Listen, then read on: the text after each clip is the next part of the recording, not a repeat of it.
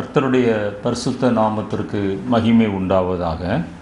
இந்த நாளிலும் முத்திரை அல்லது ஆங்கிலத்திலே சீல் என்று சொல்லப்படுகிறதான அந்த பதம் வேதத்திலே பல இடங்களிலே பயன்படுத்தப்பட்டிருக்கிறது. நாம் சில வசனங்களை தியானித்து அதன் மூலமாக அதனுடைய ஆவிக்குரிய அர்த்தத்தை நாம் விளங்கி கொள்ள இந்த நாளிலே பிரயாசப்படுவோம். அதற்கு ஆதாரமாக யோவான் எழுதின சுவிசேஷம் 6ஆம் அத்தியாயம் 27வது வசனத்தை நான் வாசிக்கிறேன். அழிந்து போகிற போஜனத்திற்காக அல்ல, நித்திய ஜீவன் வரைக்கும் நிலை நிற்கும் போஜனத்திற்காகவே கிரியை நடப்பியுங்கள். அதை மனுஷகுமாரன் உங்களுக்கு கொடுப்பார். அவரை பிதாவாகிய தேவன் முத்திரித்திருக்கிறார் என்றார். ஒரு நிமிடம் நாம் நம்முடைய கண்களை மூடி அந்த பிதாவாகிய தேவன் முத்திரித்த ஆண்டவராய் இயேசு கிறிஸ்துவை நோக்கி பார்ப்போம். ஆண்டவரே, இந்த நல்ல வேளையிலும் இந்த வேதத்திலே சொல்லப்பட்டதான காரியங்கள், முத்திரையை குறித்து சொல்லப்பட்டதான சில காரியங்களை நாங்கள் தியானிக்க போகிறோம். கர்த்தர் தாமே உம்முடைய அனந்த ஞானத்தை எங்களுக்கு தந்து, ஆண்டவரே, அந்த முத்திரை என்கிற பதத்திலே இருக்கிறதான ஆவிக்குரிய வெளிப்பாட்டை நாங்கள் உணர்ந்து கொள்ளத்தக்கதாக கர்த்தர் இந்த நாளிலே எங்களுடைய மனக்கண்களை திறக்கும்படியாய் ஜெபிக்கிறோம். பிரகாசம் உள்ள மனக்கண்களை தரும்படியாக நாங்கள் ஜெபிக்கிறோம். பேசுகிற எனக்கும் கேட்கிற ஒவ்வொருவருக்கும் ஆசீர்வாதமாக மாற்றுங்க. அடியானை மறைத்து ஆண்டவரே நீங்கள் வெளிப்படும்படியாக நாங்கள் ஜெபிக்கிறோம். கர்த்தருடைய பரிசுத்த நாமம் மாத்திரம் மகிமைப்படட்டும். தாழ்த்துகிறோம், வெறுமையாக்குகிறோம். இயேசு கிறிஸ்துவின் வெளியேற பெற்ற நாமத்தில் ஜெபிக்கிறோம். ஜெபங்கேளும் ஜீவனுள்ள எங்கள் நல்ல பிதாவே, ஆமென். அழிந்து போகிற போஜனத்திற்காக அல்ல, நித்திய ஜீவன் வரைக்கும் நிலை நிற்கும் போஜனத்திற்காகவே கிரியை நடப்பியுங்கள். அதை மனுஷகுமாரன் உங்களுக்கு கொடுப்பார்.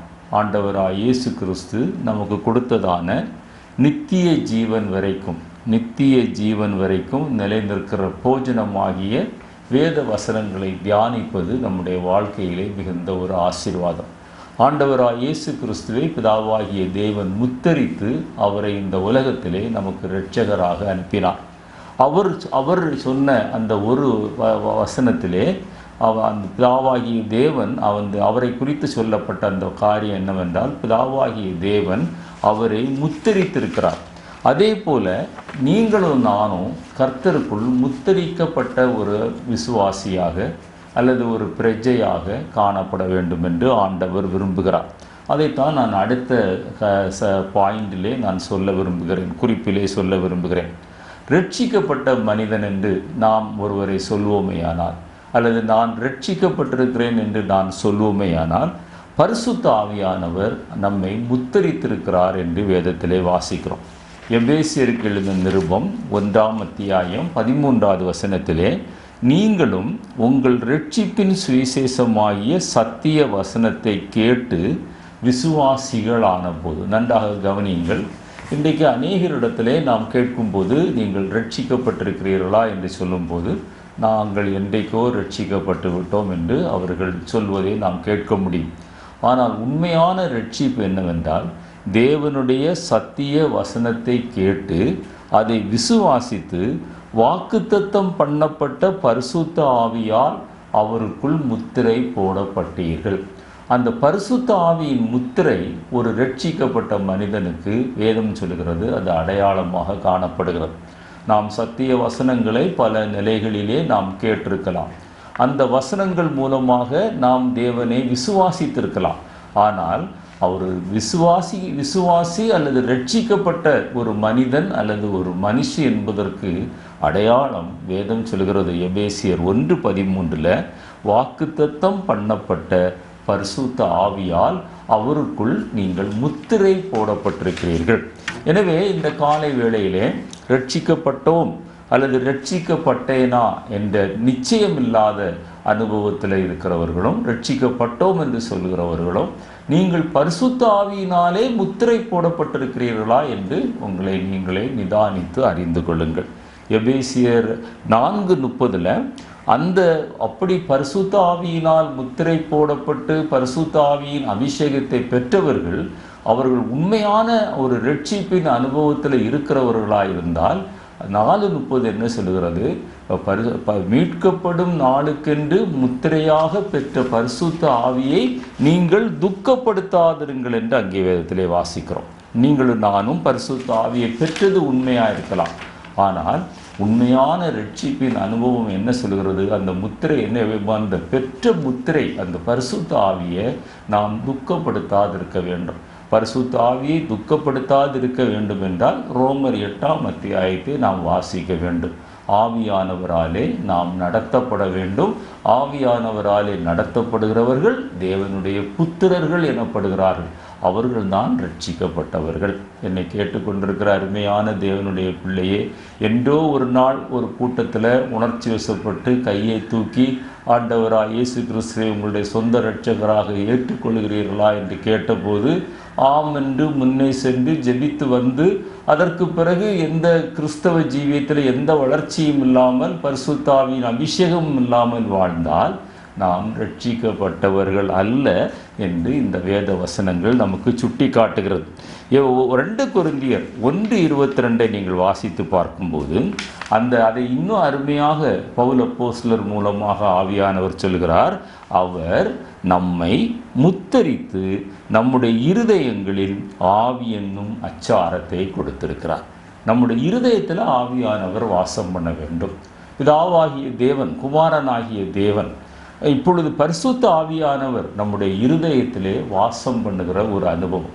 எனவே முத்தரிக்கப்பட்ட அனுபவம் அல்லது ரட்சிக்கப்பட்ட அனுபவம் என்று சொல்லும்போது அதுதான் நான் சொன்னேன், ஆவியானவரால் நடத்தப்படுகிற அனுபவம். ஆவியானவர் நம்முடைய இருதயத்தில் வாசம் பண்ணாத சூழ்நிலையில் அவர் எப்படி நம்மை நடத்த முடியும்? அவர் நம்முடைய இருதயத்திலே வாசம் பண்ணினால்தானே அவர் நம்மை நடத்த முடியும். அவர் வாசம் பண்ணுகிற அந்த அளவிற்கு நம்முடைய வாழ்க்கை பரிசுத்தமாய் காணப்படுகிறதா? பரிசுத்த ஆவியானவர் பரிசுத்தம் இல்லாத இடத்திலே அவர் வாசம் பண்ண முடியாது. பரிசுத்தமான ஒரு இடத்துல தான் பரிசுத்த ஆவியானவர் வாசம் பண்ண முடியும். அவர் நம்முடைய இருதயங்களிலே வாசம் பண்ணுகிறார் என்று வாசிக்கிறோம். 3ஆவதாக ஒரு முத்திரையை நான் சொல்ல விரும்புகிறேன்.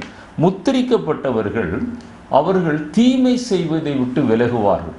தீமை செய்வதை விட்டு மாத்திரமல்ல, அந்த தீமையான எண்ணம் அல்லது தீமையான நோக்கம் அல்லது தீமையான சிந்தனை எதுவுமே அவர்களுடைய வாழ்க்கையிலே வர முடியாது. மற்றவர்களுக்கு ஏதாவது ஒரு தீங்கு செய்ய வேண்டும் அல்லது எனக்கு தீங்கு செய்த அவருக்கு ஒரு தீங்கு வர வேண்டும் என்று நீங்களும் நானும் விருப்பப்படுகிற ஒரு மனுஷியாக இருப்போமேயானால் நீங்களும் நானும் அந்த பரிசுத்த ஆவியானவரால் இன்னும் முத்தரிக்கப்படவில்லை. அந்த வசனத்தை நான் வாசிக்கிறேன். 2 தீமோத்தேயும் 2:19 ஆகிலும் தேவனுடைய உறுதியான அஸ்திபாரம் நிலைத்திருக்கிறது. அந்த ரட்சிப்பின் அஸ்திபாரம் அது நிலைத்திருந்தது உண்மையானால் கர்த்தர் நம்முடையவர்களை அறிவார் என்பதை, ஆண்டவர் நம்மை உள்ளும் புறமுமாக ஆராய்ந்து சோதித்து அறிகிற தேவனாயிருக்கிறார். கிறிஸ்துவின் நாமத்தை சொல்லுகிற எவனும் அநியாயத்தை விட்டு விலக கடவன் என்பதும் அதற்கு முத்திரையாயிருக்கிறது. கிறிஸ்துவின் நாமத்தை ஆண்டவருடைய நாமத்தை உச்சரித்து விட்டு நாம் கிறிஸ்தவன் என்று சொல்லிக்கொண்டு மற்றவர்களுக்கு தீங்கு செய்ய வேண்டும் அல்லது நமக்கு தீங்கு செய்த ஒரு மனிதனுக்கு தீங்கு வர வேண்டும் என்கிற ஒரு சிறிய ஆசை கூட நம்முடைய வாழ்க்கையிலே இருக்குமேயானால் வேதம் சொல்கிறது நீங்களும் நானும் கிறிஸ்துவின் உடையவர்கள் அல்ல. அந்த முத்திரை இன்னும் சரியாக போடவில்லை. எனவே அந்த முத்திரிக்கப்பட்ட இயேசுவானவரை சொந்த இரட்சகராக ஏற்றுக்கொண்டவர்கள் அவர்கள் பரிசுத்த ஆவியானவர் தங்கள் இருதயத்தில் வாசம் பண்ணுகிறதற்கு அனுமதி கொடுத்து அந்த ஆவியானவரால் நடத்தப்படுகிறது மாத்திரமல்ல, அவர்கள் தீமையினின்று தங்களை விலக்கி காத்து கொள்கிறவர்கள் என்பதை நன்றாக விளங்கிக் கொள்ள வேண்டும். 4ஆவதாக ரோமர்களின் நிருபம் 4ஆம் அத்தியாயம் 11வது வசனத்தை நான் வாசிக்கிறேன். மேலும் விருத்த சேதனம் இல்லாத காலத்தில் அவன் விசுவாசத்தினாலே அடைந்த நீதிக்கு முத்திரையாக விருத்த சேதனமாகிய அடையாளத்தை பெற்றான். ஆபிரகாமை பற்றி சொல்லும்போது இப்படி சொல்லப்படுகிறது. விருத்த சேதனம் ஆபிரகாமுடைய காலத்தில் அது சொல்லப்படலை. ஆனால் அந்த நாட்களில் அவர் விசுவாசத்தினால அவர் நீதிமானானார். அதற்கு பிறகு மாம்ச பிரகாரமாக ஒரு அடையாளமாக இஸ்ரவேல் ஜனங்களுக்கு அந்த விருத்த சேதனம் என்கிற ஒரு கட்டளையை ஆண்டவர் கொடுத்தார். விருத்த சேதனம் இல்லாதவர்களாய் விசுவாசிக்கிற யாவருக்கும் நீதி எனப்படும் பொருட்டால் அவர்களுக்கு அவன் தகப்பனாக இருக்கும்படி அவன் விசுவாசிகளின் தகப்பனானான் என்று வாசிக்கிறோம். எனவே அடுத்ததாக ஆண்டவர் நம்மிடத்திலே போடக்கூடியதான ஒரு முத்திரை என்னவென்றால், நீதி நிமித்தம் நம் விசுவாசத்தில் நாம் விசுவாசிக்கிறவன் பதறான் என்று வாசிக்கிறோம். நீதிமான் விசுவாசிக்கிறான் என்று பார்க்கிறோம். எத்தனையோ வசனங்கள் விசுவாசத்தை குறித்து வேதத்திலே சொல்லப்பட்டிருக்கிறது. அந்த விசுவாசம் என்கிற அந்த நீதியின் வெளிப்பாடு தான் முத்திரையாக ஆண்டவர் நமக்கு தருகிறார். நீங்களும் நானும் ஆண்டவராய் இயேசு கிறிஸ்துவை விசுவாசித்து தான் அவரை இரட்சகராக ஏற்றுக்கொண்டோம். அந்த விசுவாசத்தில் கடைசி பரியந்தம் உண்மையாய் இருக்கிற ஒரு அனுபவம். விசுவாசத்தினால் நீதிமான் பிழைப்பான் 4 இடங்களில் வேத புத்தகத்தில் எழுதப்பட்டிருக்கிறது. பிழைப்பான் என்கிறது ஒரு ஒரு ஒரு தொடர் அனுபவம். நம்முடைய ஜீவிய காலம் வரைக்கும் நம்முடைய வாழ்க்கையில் எப்பொழுதுமே ஒரு விசுவாசம், நல் விசுவாசத்தை காத்து கொள்கிற ஒரு அனுபவம், விசுவாச கப்பலை சேதப்படுத்தாதபடி பாதுகாக்கிற ஒரு அனுபவம் நம்முடைய வாழ்க்கையில் இருந்தால் தான் அந்த விசுவாசம் என்கிற நீதி நிமித்தம் வரக்கூடிய அந்த விசுவாசம், அந்த முத்திரை நம்மிடத்தில் சரியாக இருக்கிறது என்று அர்த்தம். அடுத்ததாக பார்க்கும்போது வெளிப்படுத்தின விசேஷம் 7ஆம் அத்தியாயம் 3-8 வரை வாசிக்கும்போது தேவன் தம்முடையவர்களை அவர் சொந்தம் கொண்டாடுவதற்காக ஒரு முத்திரையை அவர் போடுகிறார். வெளிப்படுத்தின விசேஷம் 7ஆம் அத்தியாயம் 3வது வசனத்தில், நாம் தேவனுடைய ஊழியக்காரரின் நெற்றிகளில் முத்திரை போட்டு தீருமளவும் பூமியையும் சமுத்திரத்தையும் மரங்களையும் சேதப்படுத்தாதிருங்கள் என்று மகா சத்தமிட்டு கூப்பிட்டான் என்று கடைசி காலத்தில் நடக்க போகிற சம்பவங்களை வெளிப்படுத்தின விசேஷத்தில் யோவான் அப்போஸ்தலர் மூலமாக ஆவியானவர் நமக்கு வெளிப்படுத்துகிறார். இஸ்ரவேலுடைய 12 கோத்திரங்களில் அது ஒவ்வொரு கோத்திரத்திற்கு 12,000 பேர் வீதமாக 1,44,000 பேருடைய நெற்றிகளில் முத்திரை போடப்பட்டு யூதர்களுக்கு வரக்கூடிய ரட்சிப்பை ஆண்டவர் ஒரு முத்திரையாக காட்டுகிறார். ஆண்டவர் அது சொல்லுகிறார், அவர்களுடைய நெற்றியில் நான் முத்திரை போடும் மட்டும் நீங்கள் மரங்களையும் நீங்கள் மற்ற காரியங்களையும் சேதப்படுத்தாதிருங்கள் என்று அவர் சொல்வதை நாம் பார்க்க முடியும். என்னை கேட்டுக்கொண்டிருக்கிற அருமையான தேவனுடைய பிள்ளையே, இன்றைக்கு புதிய ஏற்பாட்டு காலத்தில் நீங்களும் நானும் தான் அந்த இஸ்ரவேலர்கள். நம்மிடத்தில் அந்த முத்திரை போடப்பட வேண்டும். நாம் கர்த்தருக்கென்று பிரித்தெடுக்கப்பட்ட ஜனம். பழைய ஏற்பாட்டில் இஸ்ரவேலருடைய அனுபவம் என்னவென்றால், உலகத்தில் உள்ள பல ஜாதிகளுக்கு மத்தியில் இருந்து அந்த இஸ்ரவேல் ஜனங்களை அவர் தமக்கு சொந்த ஜனமாக பிரித்தெடுத்தார். பரிசுத்த ஜாதியாக தமக்கென்று தெரிந்து கொண்டார். எனவே இந்த புதிய ஏற்பாட்டு காலத்தில் நீங்களும் நானும் பிரிந்த ஜீவியம் செய்கிறோமா, அல்லது உலகத்தோடு கூட இசைந்து உலகத்தின் காரியங்களுக்கெல்லாம் ஒத்து போய்கொண்டே நான் ரட்சிக்கப்பட்டேன் என்று சொல்லி கொண்டிருக்கிறோமா? இது நாம் ஆராய்ந்து பார்க்க வேண்டிய காரியம். கர்த்தர் தமக்கென்று சொந்த ஜனமாக, பரிசுத்த ஜனமாக பிரித்தெடுத்த ஒரு அனுபவம் நம்முடைய வாழ்க்கையிலே காணப்படுகிறதா? உலகத்தில் தான் வாழ்கிறோம். வேதம் சொல்கிறது, கர்த்தருக்கு பிரியமானவன் பாபிலோனிலே அவருடைய தேவ சித்தம் செய்வான். உலகத்தில் வாழ்ந்தாலும் உலகத்தோடு ஒத்து போகாமல் கர்த்தருக்காக பிரிந்த ஜீவியம் செய்கிற அனுபவத்தை நாம் இந்த வசனத்தின் மூலமாக விளங்கி கொள்ள முடியும். அடுத்ததாக திருமண வாழ்க்கையிலே அதே நேரத்தில் அதே வசனம் சபையையும் குறிக்கிறது. நாம் ஆராதிக்கிற சபையையும் குறிக்கிறது. ஆவிக்குரிய சபையின் திருமண வாழ்க்கை அல்லது சபை ஐக்கியத்தில் ஆண்டவர் ஒரு முத்திரையை போட விரும்புகிறார். உன்னத பாட்டின் புத்தகம் 4ஆம் அத்தியாயம் 12வது வசனத்தில் அவர் சொல்கிறார், என் சகோதரியே, என் மணவாளியே, நீ அடைக்கப்பட்ட தோட்டமும் மறைவு கட்டப்பட்ட நீரூற்றும் முத்திரிக்கப்பட்ட கிணறுமாய் இருக்கிறாய் என்று சொல்கிறார். நம்முடைய அனுபவம் எப்படி இருக்கிறது? நம்முடைய தனிப்பட்ட வாழ்க்கையில், குறிப்பாக நம்முடைய திருமண வாழ்க்கையில், நம்முடைய சமுதாய வாழ்க்கையில் ஆண்டவர் சொல்கிறாரு, நீ ஒரு அடைக்கப்பட்ட ஒரு தோட்டம். உனக்கு அந்த தோட்டத்தில் அந்த அடைப்பு சரியாக இருக்க வேண்டும். அடைப்பு சரியில்லை என்றால் அந்த தோட்டத்திற்குள்ள வெளியில் இருந்து வரக்கூடாத மிருகங்கள், இந்த ஜீவன்களெல்லாம் உள்ளே வந்து தோட்டத்தை கெடுத்து விடும். நீ அடைக்கப்பட்ட தோட்டமும் மறைவு கட்டப்பட்ட நீரூற்று. அந்த நீரூற்று பரிசுத்தமானது. அந்த நீரூற்று அது பாதுகாக்கப்பட வேண்டும். அதில் மற்ற தண்ணீர்கள் வந்து கலந்து விடக்கூடாது. முத்திரிக்கப்பட்ட கிணறுமா இருக்கிறார். இது தனிப்பட்ட வாழ்க்கையையும் குறிக்கிறது, திருமண வாழ்க்கையையும் குறிக்கிறது, ஆவிக்குரிய வாழ்க்கையும் குறிக்கிறது. எல்லா இடத்திலும் நாம் பரிசுத்தமாய் காணப்படுகிறோமா? உன்னோட அந்த விவாக மஞ்சம் இருப்பதாக என்று வேதத்திலே வாசிக்கிறோம். திருமண வாழ்க்கையில் ஒரு பரிசுத்தம், தனிப்பட்ட வாழ்க்கையில் ஒரு பரிசுத்தம், ஆவிக்குரிய வாழ்க்கையில் ஒரு பரிசுத்தம், நம்ம ஆராதிக்கிற சபையில் ஒரு பரிசுத்த ஜீவியம். இன்னொரு வசனத்தை நான் வாசிக்கிறேன். உன்னத பாட்டு 8:6. நீர் என்னை உம் இருதயத்தின் மேல் முத்திரையை போலவும் உமது புயத்தின் மேல் முத்திரையை போலவும் வைத்துக்கொள்ளும். இது அந்த அன்பை காட்டுகிறது. அந்த மணவாளன் மேலே வைத்திருக்கிற அந்த அன்பு, அந்த பாசம், அவரை விட்டு பிரிக்க முடியாத ஒரு உறவு. இது தனிப்பட்ட வாழ்க்கைக்கும் இது பொருந்துகிறது. சபையிலே இருக்கிற ஐக்கியத்திற்கும் இது பொருந்துகிறது. நம்முடைய ஆண்டவராய் இயேசு கிறிஸ்துவின் இரட்சகரோடு கூட நாம் வைத்திருக்கிற ஐக்கியத்திற்கும் இது பொருத்தமாய் காணப்படுகிறது. யாரை அதிகமாக நேசிக்கிறோம்? முதலாவது, உன் தேவனாகிய கர்த்தரை உன் முழு இருதயத்தோடும், உன் முழு பலத்தோடும், உன் முழு ஆத்துமாவோடும், உன் முழு சிந்தையோடும் நீ நேசிப்பாயாக, நீ அன்பு கூறுவாயாக. இதுதான் பிரதான கட்டளை. என்னை கேட்டுக்கொண்டிருக்கிற அருமையான தேவனுடைய பிள்ளையே, அந்த நேசம் அவருடைய நேசம் நம்முடைய இருதயத்தில் பற்றி எறிகிறதா? வேதம் சொல்லுகிறது, நீர் என்னை உம் இருதயத்தின் மேல் முத்திரையை போலவும், அந்த இருதயத்தின் மேல் முத்திரையை போலவும் உமது புயத்தின் மேல் முத்திரையை போலவும் வைத்து கொள்ளும் என்று அங்கே சொல்லுகிறதை நாம் பார்க்கிறோம். அப்பொழுது என்ன அர்த்தம்? அது அந்த உறவு அங்கு சீல் பண்ணப்பட்டிருக்கிறது, அங்கு முத்திரை போடப்பட்டிருக்கிறது. அதை உடைக்க முடியாது, அதை பிரிக்க முடியாது, அதை நீங்கள் பிரித்து வேறுபடுத்தி பார்க்க முடியாது. ஆண்டவராய் இயேசு கிறிஸ்துவோடு கூட இணைந்து வாழுகிற ஒரு அனுபவம், குடும்ப வாழ்க்கையில் கணவன் மனைவி இணைந்து வாழுகிற ஒரு அனுபவம். அதே போல் நம்முடைய சபை ஐக்கியத்தில் தேவனோடு கூட, போதகரோடு கூட, விசுவாசிகளோடு கூட இணைந்து வாழுகிற இந்த ஒரு அனுபவம் முத்திரையாக ஆண்டவர் பார்க்கிறார்.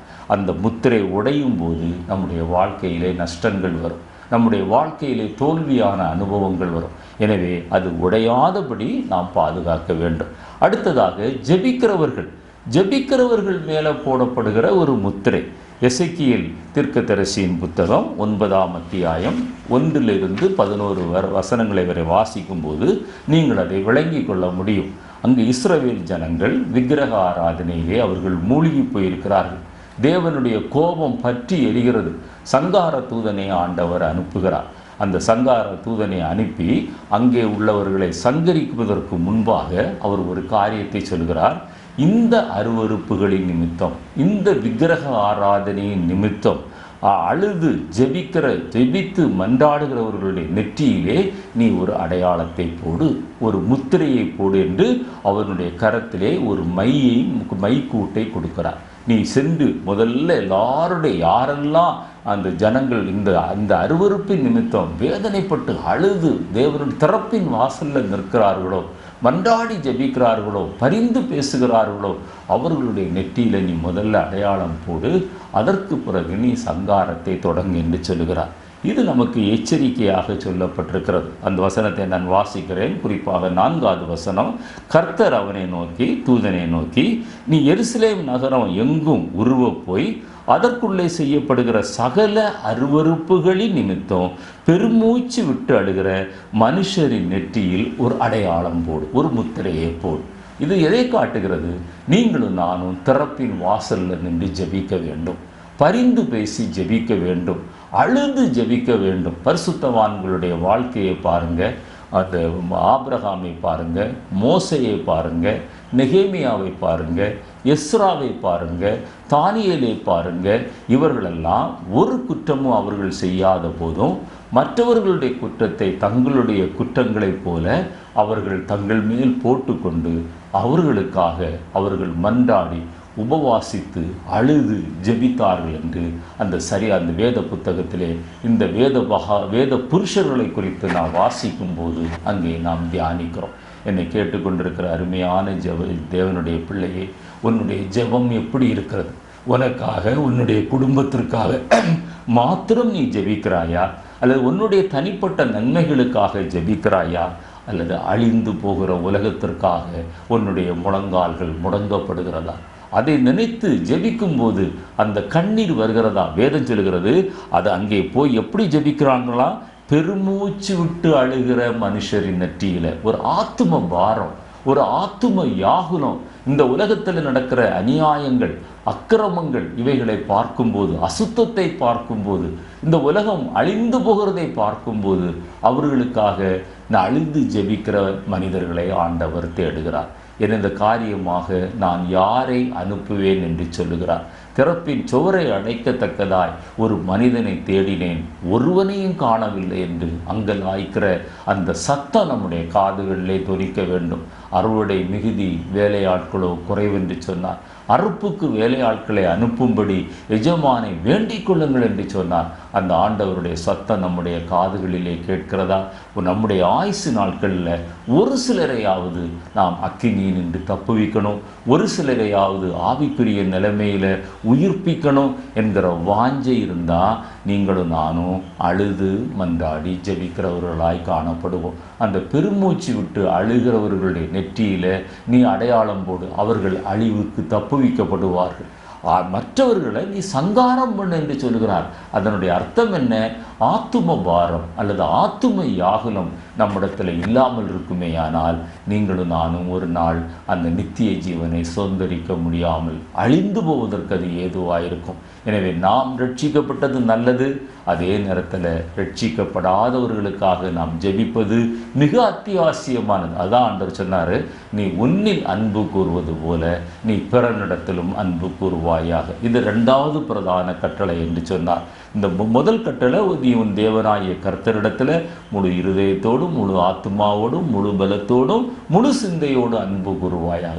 இந்த 2 கட்டளைகளில் இந்த முழு வேதாகமும் அடங்கி இருக்கிறது என்று சொன்னார். என்னை கேட்டுக்கொண்டிருக்கிற அருமையான தேவனுடைய பிள்ளையே, அழுது பெருமூச்சு விட்டு அழுகிற சத்தத்தை நம்முடைய கர்த்தர் கேட்க வேண்டும். அந்த முத்திரை நம்முடைய நெற்றியிலே காணப்பட வேண்டும். அடுத்ததாக 8வதாக நாம் வாசிக்கும்போது, ஊழியக்காரர்கள், அப்படியாக ஊழியம் செய்கிறவர்கள் அல்லது சபையை கட்டுகிறவர்கள், ஒரு தேவனுக்காக தேவனுடைய ராஜ்யத்தை கட்டுகிறவர்கள், தேவனுடைய ராஜ்யம் விரிவாக வேண்டும் என்று வாஞ்சிக்கிறவர்கள், கர்த்தருக்காக ஏதாவது ஒரு ஊழியம் செய்து ஆண்டவருடைய பணியில் தன்னை இணைத்துக் கொள்கிறவர்கள், அவர்கள் மேலே ஆண்டவர் ஒரு விசேஷித்த முத்திரையை போட விரும்புகிறார்.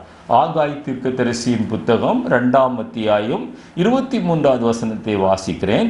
சேனைகளின் கர்த்தர் சொல்லுகிறார், செயல்தியேலின் குமாரனாகிய செருபாபேல் என்னும் என் ஊழியக்காரனே. பாருங்க எப்படி அட்ரஸ் பண்றார் பாருங்க. என் ஊழியக்காரனே, உன்னை நான் அந்நாளில் சேர்த்து கொண்டு உன்னை முத்திரை மோதிரமாக வைப்பேன் என்று கர்த்தர் சொல்லுகிறார்.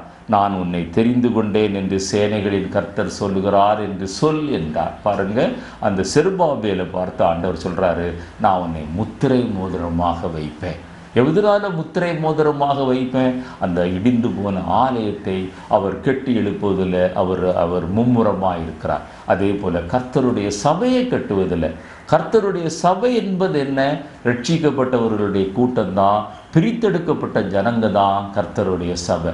எனவே நீங்கள் பிரித்தெடுக்கப்பட்டிருக்கலாம், நீங்கள் ரட்சிக்கப்பட்டிருக்கலாம், ஆனால் உங்களை சுற்றிலும் காணப்படக்கூடிய ரட்சிக்கப்படாதவர்கள், பிரிந்த ஜீவியத்திற்குள்ள வராதவர்கள், அவர்களுக்கு இந்த சுவிசேஷத்தை சொல்லி அவர்களையும் இந்த சபைக்குள்ள கொண்டு வருவீர்களேயானால் ஆண்டவர் உங்களை ஒரு செருபாகி போலே பார்க்கிறார், முத்திரை மோதிரமாக பார்க்கிறார்.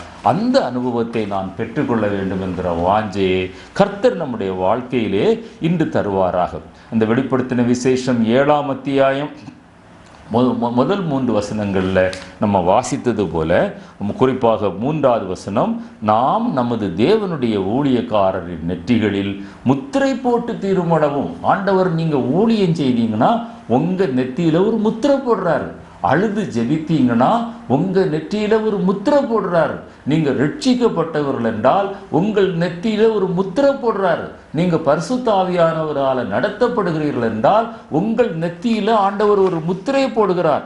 தீமையை விட்டு நீங்கள் விலகுகிற மனிதனாக இருந்தால் உங்கள் நெத்தியில் ஆண்டவர் முத்திரை போடுகிறார். அந்த விசுவாசத்தில் நிலைத்திருந்தா ஒரு முத்திரை போடுகிறார். சபை ஐக்கியத்தில், திருமண வாழ்க்கையில், தனிப்பட்ட வாழ்க்கையில் நீங்கள் பரிசுத்தத்தை காத்து கொள்கிற ஒரு மனிதனாக இருந்தால் உங்கள் நெத்தியில் முத்திரை போடுகிறார். அழுது மன்றாடி ஜெபிக்கிற மனிதனாக இருந்தால் ஆண்டவர் முத்திரை போடுகிறார். வெளிப்படுத்தின விசேஷத்தில் அந்த 1,44,000 பேருக்கு முத்திரை போட சொன்ன ஆண்டவர் புதிய ஏற்பாட்டின் அனுபவத்தில் நான் சொன்ன இந்த அனுபவங்கள் நம்முடைய வாழ்க்கையில் கடந்து வருமையானால் நம்முடைய நெத்தியிலும் ஆண்டவர் அந்த முத்திரையை போடுகிறார். அவர் ராஜாக்களும் ஆசாரியர்களுமாய் நம்மை மாற்றி இருக்கிறார் என்று வேதத்தில் வாசிக்கிறோம். எனவே அந்த முத்திரையோடு கூட அந்த முத்திரையை அப்படி ஆக்கப்பட்டவர்களுடைய பெயர்கள் அங்கே புத்தகத்தில் எழுதப்பட்டிருக்கிறதா. அந்த புத்தகங்கள் 7 முத்திரைகளால் முத்திரிக்கப்பட்டிருக்கிறதா. அந்த முத்திரையை ஒரு நாள் ஆண்டவராய் இயேசு கிறிஸ்து அதை உடைப்பார். அங்கே நம்முடைய பெயர் இருக்கிறதா என்று நீங்களும் நானும் பார்க்க போவோம். என்னை கேட்டுக்கொண்டிருக்கிற அருமையான தேவனுடைய பிள்ளையே, முத்திரிக்கப்பட்ட ஒரு அனுபவம், முத்திரையை பெற்றுக்கொண்ட ஒரு அனுபவம், ஆவிக்குரிய அந்த முத்திரையை நீங்களும் நானும் பெறும்போதுதான் அந்த ஆசீர்வாதங்களை நாம் சுதந்திரிக்க முடியும். கடைசி காலத்தில் இதுவரைக்கும் வெளிப்படுத்தப்படாத தேவ ரகசியங்கள் முத்திரை போடப்பட்டிருக்கிறது என்று அடுத்ததாக பார்க்கிறோம். தானியேல் ஏசாயா 29ஆம் அத்தியாயம் 11வது வசனத்தை நான் வாசிக்கிறேன். தரிசனம் எல்லாம் உங்களுக்கு முத்திரிக்கப்பட்ட புஸ்தகத்தில் வசனங்களைப் போல இருக்கும். வாசிக்க அறிந்திருக்கிற ஒருவனுக்கு அதை கொடுத்து, இதை நீ வாசி என்றால் அவன் இது என்னால் கூடாது, இது முத்திரிக்கப்பட்டிருக்கிறது என்பான் என்று ஏசாயா 29:11. அநேக காரியங்கள் வேதத்தில் நம்மால் சில நேரத்தில் புரிந்து கொள்ள முடியாது, அல்லது நம்முடைய வாழ்க்கையிலே கர்த்தர் கொடுத்த தரிசனங்கள் அவைகள் இதுவரைக்கும் நிறைவேறாமல் இருக்கலாம், வாக்குத்தத்தங்கள் நிறைவேறாமல் இருக்கலாம், அது தாமதமாகலாம்.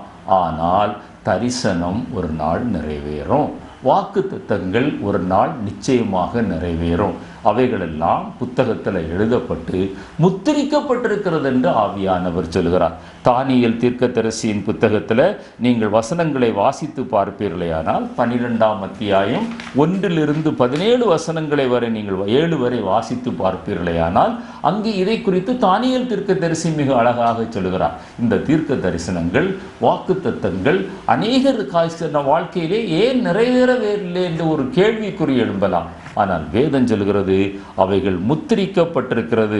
1,44,000 அந்த யூதர்கள், அவர்கள் யாரெல்லாம் ரட்சிக்கப்பட போகிறார்கள் என்களுடைய பெயர்கள் இன்றைக்கு அந்த ஜீவ புஸ்தகத்தில் எழுதி முத்திரிக்கப்பட்டிருக்கிறது என்று தானியேல் சொல்வதை நீங்கள் பார்க்க முடியும். அதை வெளிப்படுத்தின விசேஷம் 22ஆம் அத்தியாயம் 18-19 வசனங்களும் சொல்லுகிறது.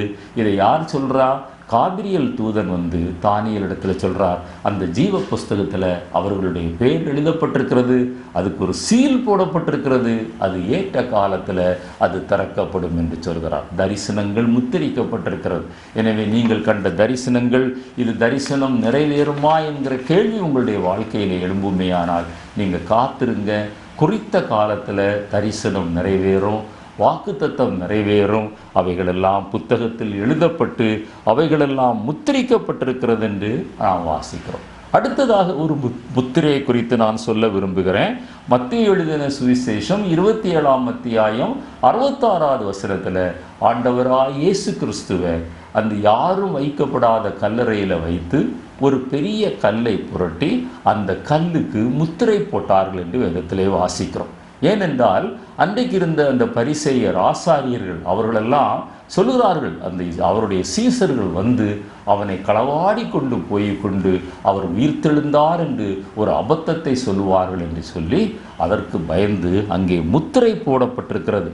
ஆனால் அந்த முத்திரையை மத்தேயு 28ஆம் அத்தியாயம் 2வது வசனத்தில் வாசிக்கும் போது, என்னை கேட்டுக்கொண்டிருக்கிற அருமையான தேவனுடைய பிள்ளைகளே, ஒரு தூதன் வந்து அந்த முத்திரையை உடையத்தக்கதாய் அந்த கல்லை புரட்டி தள்ளினான் என்று வேதத்திலே வாசிக்கிறோம்.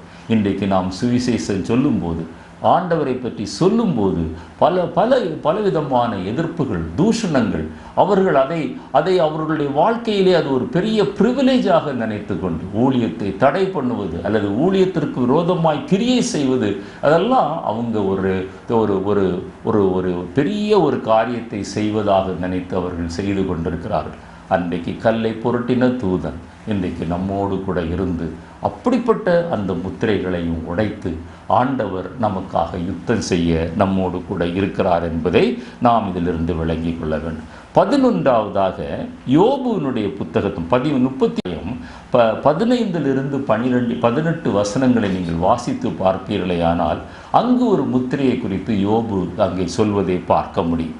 மனுஷர்கள் மனம் திரும்பும்படியாக தாம் செய்ய போகிறதை ஆண்டவர் வெளிப்படுத்தி தண்டனையினால முத்திரை போடுகிறாராம். இன்றைக்கு தண்டனை என்கிற முத்திரையையும் ஆண்டவர் அனுமதிக்கிறார். யோபுவினுடைய புத்தகம் 33ஆம் அத்தியாயம் 15 18 வரை வாசித்து பாருங்கள். அவர்களுக்கு ஆண்டவர் ஒரு வாய்ப்பு கொடுக்கிறார். நீ மனம் திரும்ப வேண்டும் என்று சிலருடைய வாழ்க்கையிலே தண்டனைகளை ஆண்டவர் அனுமதிக்கிறார். அந்த தண்டனையை அனுமதித்தும் நாம் கீழ்ப்படியாமல் போகும்போது அவர் பெரிய ஒரு அழிவுக்கு நேராக நம்முடைய ஆவிக்குரிய ஜீவியம் போகிறது என்பதை வெளிப்படுத்துகிறார். அங்கே வேதம் சொல்கிறது, தண்டனை என்கிற ஒரு முத்திரையை ஆண்டவர் அனுமதிக்கிறார். நமக்கு அப்படிப்பட்ட தண்டனைகள் வருவதற்கு முன்பாக நம்மை நாமே ஆராய்ந்து பார்த்து நாம் அந்த முதலிலே நாம் தியானித்த வசனங்கள் போல அந்த இரட்சிப்பின் முத்திரை, அந்த பரிசுத்த ஆவியின் முத்திரை, அந்த விசுவாசத்தின் முத்திரை, தீமையை விட்டு விலகுகிற முத்திரை, ஜெபிக்கிற முத்திரை, இவைகளை நாம் தரித்து கொண்டு கர்த்தருக்காக நாம் எழும்பி பிரகாசிக்க வேண்டும். அடுத்ததாக அந்தி கிறிஸ்து உபத்திரவ காலத்திலே வெளிப்படுத்தின விசேஷம் 13ஆம் அத்தியாயம் 15 18 வசனங்களை நீங்கள் வாசித்து பாருங்கள். அந்த முத்திரையை போட்டால் தான் அந்த 666 என்கிற முத்திரை, 666 என்கிறது 666, அந்த 18 டிஜிட்ஸில் வரக்கூடிய முத்திரை. அந்த முத்திரையை போட்டால் தான் இதை குறித்து அந்தி கிறிஸ்துங்கிற செய்தியிலே மிக விளக்கமாக பேசியிருக்கிறோம். இப்பொழுது அதை பற்றி விவரமாக பேச முடியவில்லை. அந்த அந்தி கிறிஸ்து ஒரு நாளிலே முத்திரை போடுகிறான். உபத்திரவ காலத்தில் அந்த ஆண்டவருடைய இரகசிய வருகையில் எடுத்து கொள்ளப்படாதவர்கள், ஆயத்தமாயிராதவர்கள் உபத்திரவ காலத்தில் அந்தி கிறிஸ்துவினால் முத்திரை போடப்படுவான். அப்பொழுது வாங்கவும் விற்கவும் அந்த முத்திரை இருந்தால் தான் உலகத்திலேயே ஜீவிக்க முடியும். எதை செய்தாலும் அந்த அந்தி கிறிஸ்துவனுடைய முத்திரை இருந்தால் தான் இந்த உலகத்தில் வசிக்க முடியும். என்னை கேட்டுக்கொண்டிருக்கிற அருமையான தேவனுடைய பிள்ளையே, அப்படிப்பட்ட ஒரு நிர்பந்தத்திற்குள்ள நீங்களும் நானும் போகாமல் இந்த நாள் இரட்சணியத்தின் நாள், இந்த நாள் நாம் ரட்சிக்கப்பட வேண்டிய நாள் என்பதை அறிந்து அந்த ரட்சிப்பின் சந்தோஷத்திற்குள்ளாக நாம் கடந்து போக ஆண்டவர் நம்மை அழைக்கிறார். அடுத்ததாக அந்தி கிறிஸ்துவை வணங்கினவர்களுக்கு அந்த உபத்திரவ காலத்தில் அந்த உபத்திரவத்தை சகிக்க முடியாமல் பின்மாற்றத்திற்குள்ள போய் அந்தி கிறிஸ்துவை யார் வணங்கினார்களோ, வெளிப்படுத்தின விசேஷம் 16ஆம் அத்தியாயம் 2வது வசனம் சொல்கிறது, அவர்களுக்கு மேலே ஒரு முத்திரை போடப்படுமா. அந்த முத்திரை போடப்பட்டவர்களுக்கு ஆண்டவர் ஒரு தண்டனையை வைத்திருக்கிறார். என்னை கேட்டுக்கொண்டிருக்கிற அருமையான தேவனுடைய பிள்ளையே, நீங்களும் நானும் ரட்சிக்கப்படவில்லை என்றால், நீங்களும் நானும் பரிசுத்த ஆவியின் முத்திரையை பெறவில்லை என்றால், பரிசுத்த ஆவியானவரால் நடத்தப்படவில்லை என்றால், தீமையை விட்டு விலகவில்லை என்றால், நீங்கள் விசுவாசத்தை விட்டு விலகி செல்கிறவர்களாயிருந்தால், நீங்கள் அழுது ஜெபித்து மன்றாடி கர்த்தருக்காக ஊழியம் செய்யாதவர்களாயிருந்தால், வேதம் சொல்கிறது உபத்திரவ காலத்தில் நீங்களும் நானும் தள்ளப்படுவோம். அப்பொழுது அந்தி கிறிஸ்து ஒரு முத்திரை போட்டு அவை நம்மளை சித்திரவதை பண்ணுவது மாத்திரமில்லை, ஆண்டவரிடத்திலிருந்து ஒரு தண்டனை வருகிறது. என்ன சொல்கிறது? முதலாம் தூதன் தன் கலசத்தை அவன் உடைப்பானா, அது உடைக்கும் போது அந்தி கிறிஸ்துவை வணங்கினவர்கள், அந்தி கிறிஸ்துவனுடைய அந்த உபத்திரவ காலத்தில் உபத்திரவத்தை சகிக்க முடியாமல் தேவனை மறுதலித்து அந்தி கிறிஸ்துவை வணங்குகிற ஒரு பரிதாப நிலைக்கு தள்ளப்பட்டால் அவர்களுடைய சரீரங்களில் கொடிய புண் உண்டாகும் என்று வேதத்திலே வாசிக்கிறோம். அப்படிப்பட்ட நிர்பந்தமான முத்திரைகளுக்குள்ள நீங்களும் நானும் கடந்து போகாதபடி ஆண்டவர் நம்மை பாதுகாக்க வேண்டும். கடைசியாக ஒரு முத்திரையை குறித்து நான் சொல்லி, அந்த முத்திரையை நீங்களும் நானும் பெற வேண்டும் என்று நாம் அந்த முத்திரையை பெறுவது ஒரு வகையான மேலான அனுபவம். உபத்திரவ காலத்தில் போகாமல் வருகையில் எடுத்துக்கொள்ளப்படுவது அதைவிட மேலான அனுபவம். அந்த உபத்திரவ காலத்தில் ஜெயங்கொண்டவர்கள், அதாவது அந்தி கிறிஸ்துவின் முத்திரை இல்லாமல் ஜெயங்கொண்டவர்கள், அந்த உபத்திரவ காலத்திற்குள்ளே நுழையாதவர்களும் உபத்திரவ காலத்தில் நுழைந்தாலும் பிறகு தாங்கள் ஆண்டவரை ஏற்றுக்கொண்டு ஆண்டவருக்காக வைராக்கியமாய் நின்றவர்களும் கண்ணாடி கடல் அருகே அந்த பரலோகத்திலே நிற்பார்கள் என்று வெளிப்படுத்தின விசேஷம் 15ஆம் அத்தியாயம் முதல் 3 வசனங்களை நீங்கள் வாசித்து பார்த்தீங்கன்னா அவங்களுடைய நெத்தியில் ஒரு முத்திரை போடப்பட்டிருக்கும். இவர்கள் யார்? உபத்திரவ காலத்திற்கு தப்பினவர்கள், வருகையில் எடுத்துக்கொள்ளப்பட்டவர்கள், அல்லது உபத்திரவ காலத்தில் அந்தி கிறிஸ்துவை வணங்காமல் கர்த்தருக்கென்று சாட்சியாய் நின்றவர்கள். அவர்கள் எப்படி இருப்பார்களாம்? தேவனை துதித்து பாடுவார்களாம், தேவனை துதித்து பாடுவார்களாம். அவர்களுடைய நெத்தியில முத்திரை இருக்கும். நம்ம இன்று கேட்டுக்கொண்டிருக்கிறதான அருமையான தேவனுடைய பிள்ளையை, பிதாவாகிய தேவன் ஆண்டவராய் இயேசு கிறிஸ்துவை முத்தரித்து அநேக வேத வசனங்களை அவர் நமக்கு கொடுத்திருக்கிறார். அவருடைய அப்போஸ்தலர்கள் மூலமாக, தீர்க்கதரிசிகள் மூலமாக, ஊழியர்கள் மூலமாக 66 புத்தகங்களில் ஆண்டவருடைய காரியங்கள் எல்லாம் வேத புத்தகத்தில் எழுதப்பட்டு நம்முடைய கரத்திலே கொடுக்கப்பட்டிருக்கிறது. நீங்களும் நானும் அந்த ரட்சிப்பின் முத்திரையை பெற்றுக்கொண்டவர்களாய், அல்லது பரிசுத்த ஆவியின் முத்திரையை பெற்றுக்கொண்டவர்களாய், தீமையை விட்டு விலகி நன்மை செய்கிற முத்திரையை பெற்றுக்கொண்டவர்களாய், விசுவாசத்தை நீதியினால், விசுவாசம் என்னும் நீதியின் முத்திரையை பெற்றுக்கொண்டவர்களாய், தேவனுடைய பிள்ளைகளாய் பரிசுத்தமாய் வாழுகிறவர்களாய், அழுது மன்றாடி பரிந்து பேசி அழுது ஜெபிக்கிறவர்களாய், சபை கட்டுகிறவர்களாய், அப்படிப்பட்ட முத்திரைகளை நீங்களும் நானும் பெறுவோம் என்றால், செருபாபேலே உன்னை நான் முத்திரை மோதிரமாக வைப்பேன் என்று சொன்ன ஆண்டவர் நம்மையும் முத்திரை மோதிரமாக வைக்க அவர் ஆயத்தமாக இருக்கிறார். இந்த செய்தி உங்களுக்கு ஆசீர்வாதமாக மற்றவர்களுக்கு அறிமுகப்படுத்துங்கள். உங்களுக்காக நாங்கள் ஜெபிக்கிறோம், நீங்களும் எங்களுக்காக ஜெபியுங்கள். அந்த செருபாபேலை முத்திரை மோதிரமாக வைத்த ஆண்டவர் உங்களையும் என்னையும் அப்படியே அழைக்க விரும்புகிறார். என்னை கேட்டுக்கொண்டிருக்கிற அருமையான தேவனுடைய பிள்ளையே, இந்த அனுபவத்திற்குள்ள கடந்து வர கர்த்தர் தாமே இன்றைக்கு நம்மேல ஒரு முத்திரையை போடுவாராக. ஆமென்.